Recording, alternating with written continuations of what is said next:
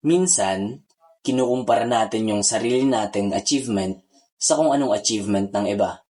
At dahil sa pagkukumparang yun, nakaka-create siya ng pagmamadali sa kung anong gusto nating marating sa buhay. At hindi naman yan masama. Pero minsan sa pagmamadaling yun, ay may tendency na napapagod tayo.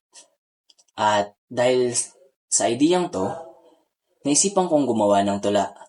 At ang pangalan ng tulang ito ay Tigil Muna. Samahan mo akong maupo. Sabay tayong magpahinga at panandaliang huminto. Isarado mo muna ang isip mo sa magulong mundo na ang madalas na utos ay bilisan mo. Bago ka magpatuloy, huminga ka muna ng malalim. Langhapin mo muna ang masarap at sariwang hangin. Naririnig niya ang iyong mga panalangin. Ano man ang pangarap mo'y makakamit mo rin.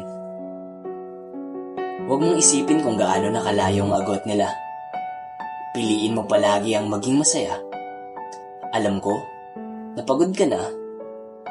Kaya pakiusap, maupo ka muna at magpahinga.